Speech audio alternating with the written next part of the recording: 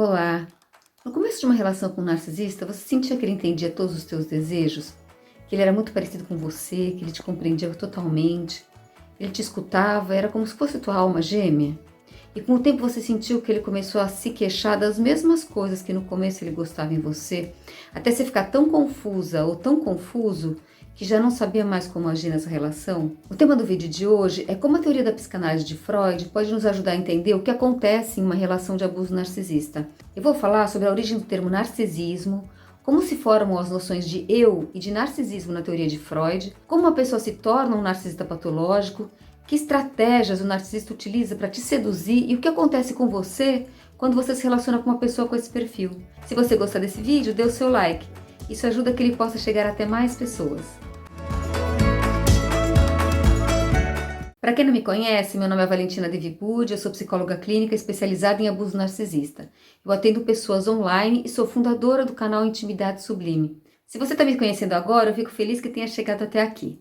Aqui eu falo sobre narcisismo, sobre as relações com pessoas narcisistas e o que você pode fazer para se recuperar e se sentir melhor depois de ter vivido ou de estar vivendo uma relação com uma pessoa narcisista. Se você gostar desse tema, não se esqueça de fazer sua inscrição no canal e de apertar o sininho. Esse é o quarto vídeo de uma série de vídeos que eu estou fazendo sobre a dor na separação de um narcisista. Hoje eu vou falar da dor na separação desde o ponto de vista da psicanálise freudiana. Eu vou tentar ser o mais clara possível, mas se você ficar com qualquer dúvida ou tiver qualquer coisa que você queira dizer, você pode me escrever. Eu sempre respondo aos comentários que chegam. O que é narcisismo? O termo narcisismo vem do mito de Narciso, que é o mito sobre um jovem grego que era apaixonado pela própria imagem. Foi usado pela primeira vez na psiquiatria por Poulenc, em 1899. Para ele, o narcisista é aquele que sente amor por si mesmo, e essa seria uma categoria da perversão.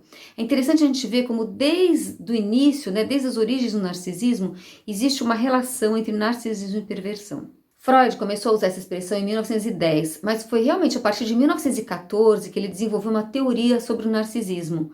Ele escreveu um artigo que chamou Introdução ao Narcisismo. E nesse artigo ele faz uma distinção entre narcisismo primário e secundário. Você já ouviu falar de narcisismo primário e secundário? Então eu vou explicar o que isso significa. O Freud ele não pensava o narcisismo como uma patologia. Ele considerava o narcisismo como uma fase no desenvolvimento que acontecia em todas as pessoas. Para ele, o narcisismo primário é um estado que nós não podemos observar diretamente, mas que a gente pode imaginar. O narcisismo primário é como uma hipótese teórica, porque não há como a gente saber o que se passa efetivamente na cabeça de um bebê recém-nascido, a gente só pode supor. Na visão de Freud, quando a gente nasce, a gente não tem ainda um sentido de unidade. Nós somos fragmentados. Não temos ainda uma percepção, uma noção de um corpo. É como se a gente vivesse uma série de sensações desse corpo. E essas sensações, elas não estão integradas. Então, o bebê, ele ainda não sabe o que são essas sensações. O que a gente chama de eu, a ideia de eu, não é alguma coisa inata, ela não nasce com a gente, mas é algo que se desenvolve com o tempo. Eu vou explicar como que se dá esse processo de desenvolvimento para que você possa entender como que uma pessoa pode se tornar um narcisista patológico. Então, no início da vida, um bebê ele só consegue perceber a si mesmo. Ele saiu do útero, ele está começando a sentir o mundo fora dele. Ele começa a vida se conhecendo o seu próprio corpo. Ele ainda não consegue perceber que existem outras coisas, outras pessoas. É um momento como se fosse de uma indiferenciação entre ele e o mundo. Durante esse vídeo eu vou mostrar várias imagens de um livro de um autor chamado Nasio, que chama Lições sobre os 7 conceitos cruciais da psicanálise. A partir dessas imagens, talvez fique mais fácil para vocês entenderem o que eu estou querendo dizer. Nessa imagem, o círculo no centro é o corpo do bebê. Cada uma dessas flechas que você está vendo é como se fosse uma parte do corpo que está começando a se perceber. O bebê está começando a se experimentar, ele está experimentando o próprio corpo. Como você pode ver, ele está fechado em si mesmo, ele ainda não tem uma noção de fora. Ele só percebe o mundo e ele como se fosse uma única coisa. Freud diz que nesse momento, a primeira forma de satisfação da energia de vida do bebê, que ele vai chamar de libido, é o autoerotismo. O bebê sente prazer em se descobrir, ele começa a sentir, ele começa a perceber a existência de um corpo. Mas como esse corpo ainda não está integrado, ele ainda não tem uma noção de eu. É como se cada parte do corpo tentasse se satisfazer de uma maneira independente da outra. E esse é o período que Freud chama de narcisismo primário. E como é que entram os outros nessa história? Como que participa a mãe ou o cuidador desse bebê na constituição dele como um ser humano? No primeiro momento do narcisismo primário, ele ainda não tem a percepção do outro, mas para existir, ele depende de alguma coisa que está fora dele. Ele não sobrevive sozinho. Freud fala nesse artigo do papel que os pais ocupam na constituição do narcisismo primário do bebê. Para ele, quando nasce um filho, os pais, de uma certa forma, revivem nesse momento uma fase da própria vida em que eles mesmos, os pais, se constituíram como um ser. É como se eles revivessem o seu próprio processo de integração primário. Essa fase do nascimento de um bebê pode ser um período muito intenso e angustiante para uma mãe ou para um pai. A gente tende a romantizar, mas muita gente passa nesse período por uma fase muito delicada, porque dependendo da própria história e também do suporte social que essa pessoa tenha para poder experimentar esse processo que ela tem que viver, né, para estar próximo, para estar cerca da criança, ela pode passar por muita angústia. Uma pesquisa que foi feita na França em 2020 sobre maternidade, ela mostrou que cerca de 30% das mulheres tinham tido sintoma de depressão pós-parto. Então, a depressão pós-parto pode acontecer nesse período em que a mãe, ou o pai, ou o cuidador é chamado para reviver essa experiência muito primitiva própria. Voltando para o Freud, o narcisismo primário, quando um bebê chega, ele diz que os pais projetam nos filhos seus desejos, seus sonhos. Tudo aquilo que os pais tiveram que renunciar na vida e que gostariam de ter vivido, eles projetam nesse filho, eles desejam que esse filho viva. Eles consideram o bebê como um ser perfeito que vai realizar todos os sonhos que eles não puderam realizar na sua vida, garantindo dessa forma a imortalidade desses pais. A possibilidade de desenvolvimento psíquico de um bebê depende muito do equilíbrio desses pais. E esse equilíbrio vai depender também muito da forma como esses pais, quando nasceram, foram recebidos no mundo. Então, como é que surge no bebê a noção de eu? Como é que surge aquilo que o Freud vai chamar de narcisismo secundário? Tem um momento em que o bebê percebe que ele não é capaz de se autossatisfazer, que chupando o dedo ele não mata a fome, por exemplo. Então ele percebe a existência de um outro fora dele, do qual ele depende para sobreviver. Ele começa a se vincular a esse outro.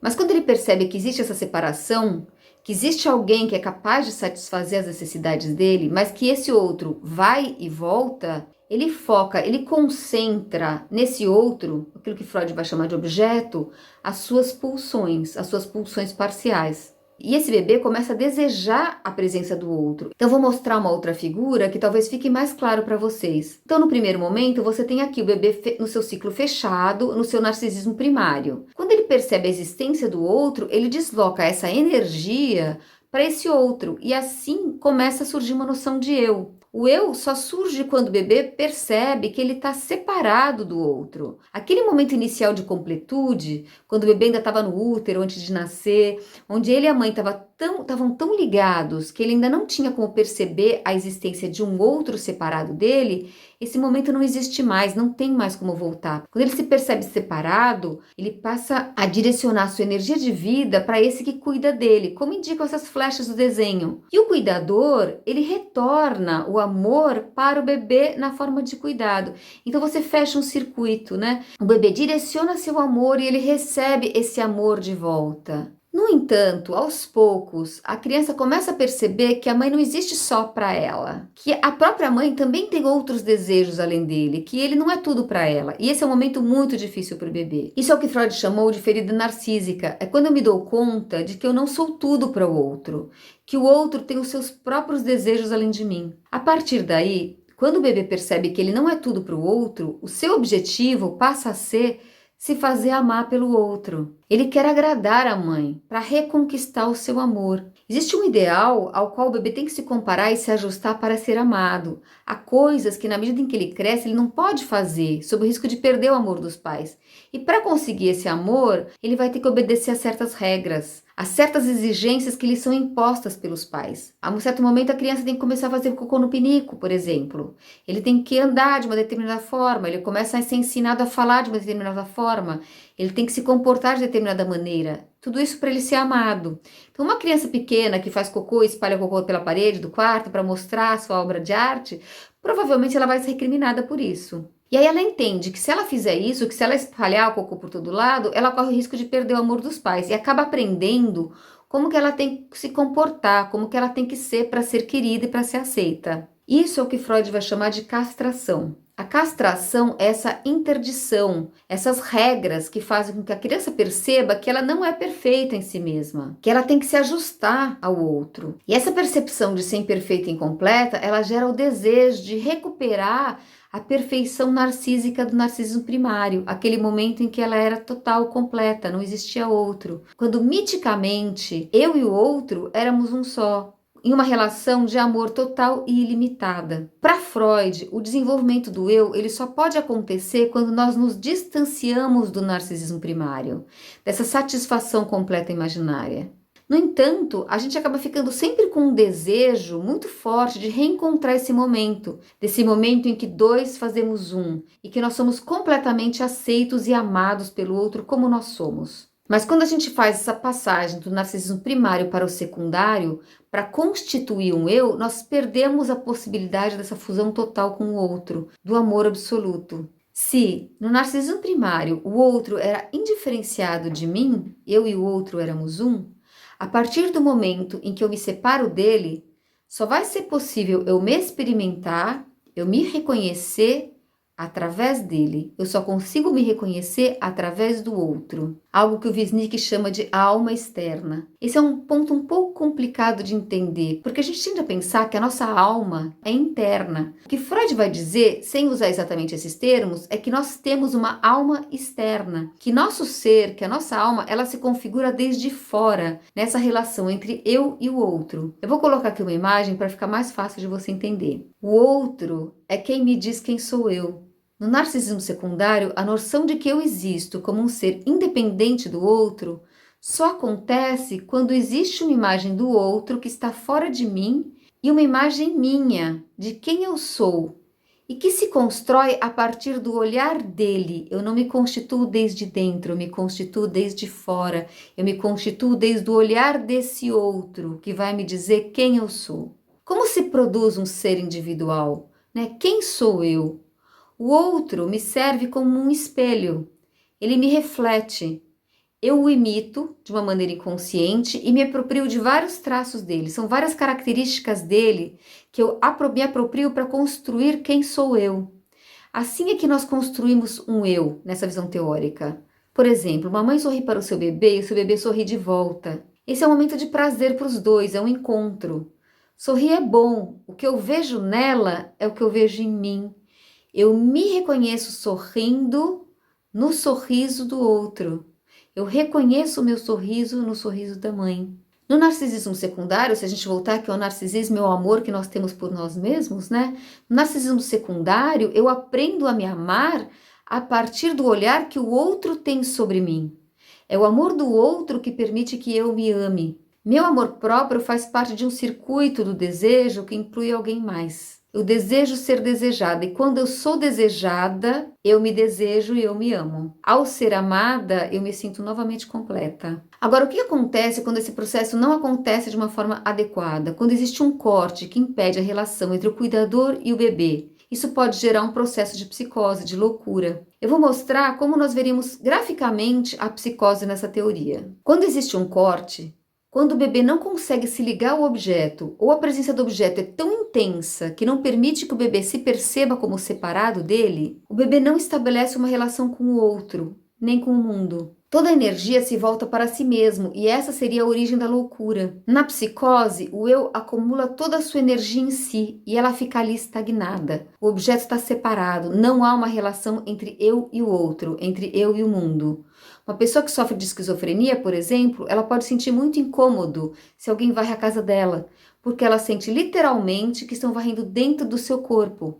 Ela e a casa, para ela, são uma só coisa, não há uma separação. Ela não pôde desenvolver o narcisismo secundário. Então, o que acontece, na minha visão, no caso do narcisista patológico? O que eu vou falar agora é o que eu tenho pensado e formulado teoricamente a partir da teoria freudiana. Esse seria o ciclo normal. A libido do bebê sai, se dirige ao outro e retorna para ele na forma de amor e cuidado, permitindo que ele se constitua. Mas o que acontece quando o bebê se dá conta da presença do outro, investe nele, mas esse retorno não acontece, quando não há o retorno libidinal necessário? O que acontece quando esse ciclo não se fecha? Quando não há o reconhecimento adequado de quem é esse bebê por parte dos seus cuidadores? O que acontece quando há maltrato ou abandono emocional? Acontece que o bebê fica sem o seu espelho, ele fica com um vazio na frente dele, ele se vincula com o vazio. Otto Kernberg, que é um psicanalista estadunidense, ele fala que o narcisista patológico ele se torna narcisista para não enlouquecer, para não cair na situação de total ausência do outro, que a gente viu, o circuito do psicótico.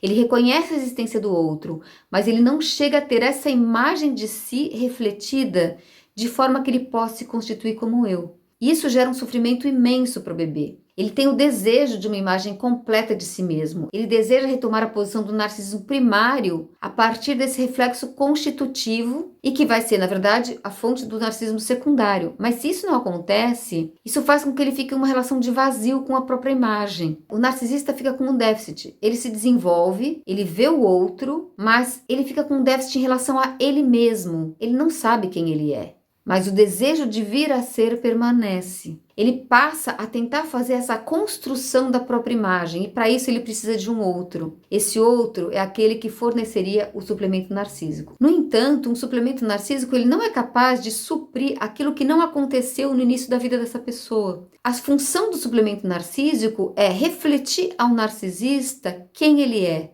porque ele não sabe quem ele é. Ele entrou na linguagem, ele conhece as regras, ele conhece as leis, mas ele não submete a elas. Ele desafia permanentemente a castração, ele desafia a separação do outro, buscando uma totalidade impossível por meio de relações fusionais. Diante do impossível, porque o retorno a essa completude é impossível, e esse reflexo que ele vai receber do suplemento narcísico nunca vai ser total e completo, ele tenta destruir o objeto de amor. Se num primeiro momento o que ele busca é um reflexo da própria imagem, num segundo momento ele passa a tentar se reconhecer na capacidade de destruir o objeto que lhe devolve uma imagem que é sempre incompleta. Ou seja, nós nunca podemos ser o que o narcisista quer que nós sejamos, porque ele quer que nós sejamos ele. Mas ele não existe. Ele não existe, ele não tem uma identidade, ele é internamente fragmentado, ele tem uma aparência de normalidade, mas o grau de fragmentação que existe no narcisista você só vai perceber se você tiver uma relação íntima com ele, porque ele vai tentar te usar como espelho,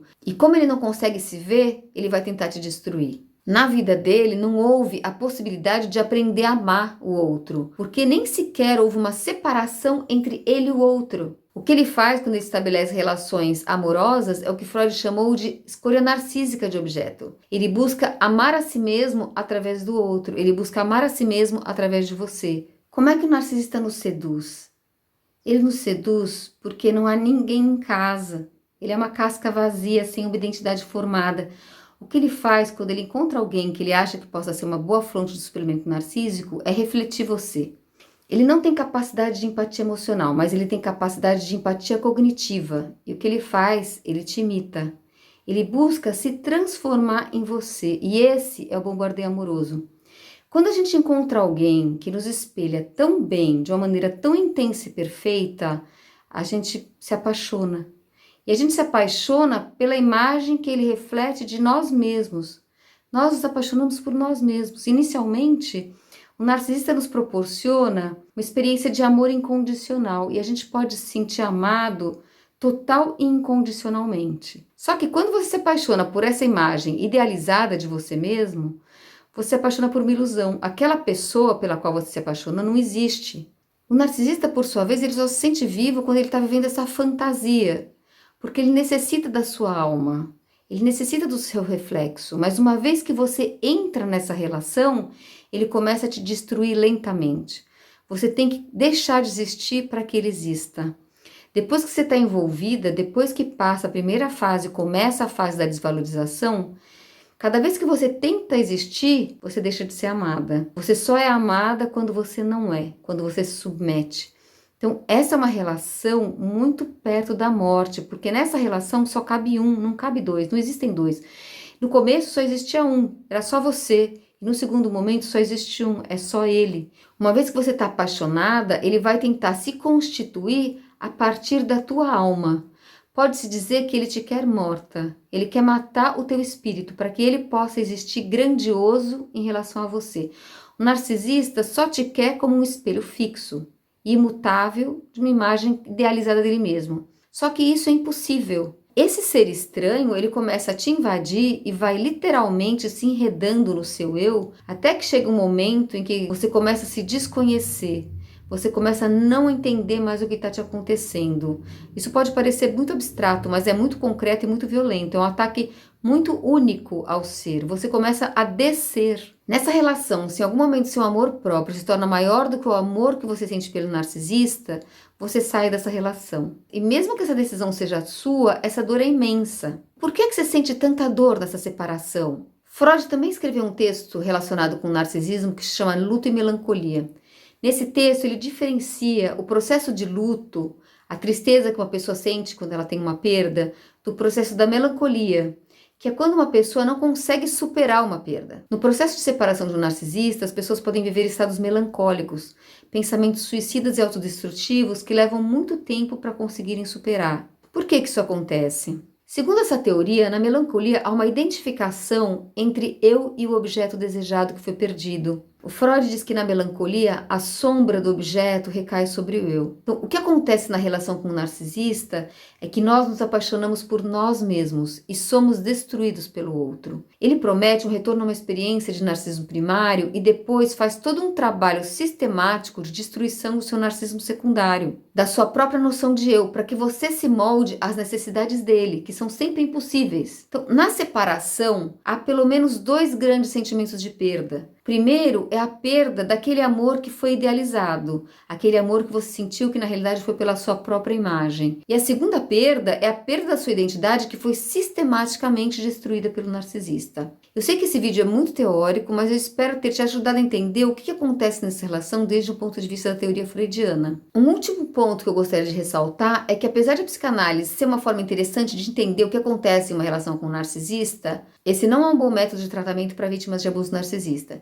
Isso porque um processo de análise vai te levar a olhar para dentro de você mesma e você pode passar anos se perguntando sobre o que está acontecendo sem entender e achando que a culpa é sua. Quem passa por uma relação abusiva precisa de um processo terapêutico que consiga enxergar que o que você está vivendo foi ocasionado a partir de uma relação abusiva e patológica. Eu espero ter ajudado e até a próxima. Tchau!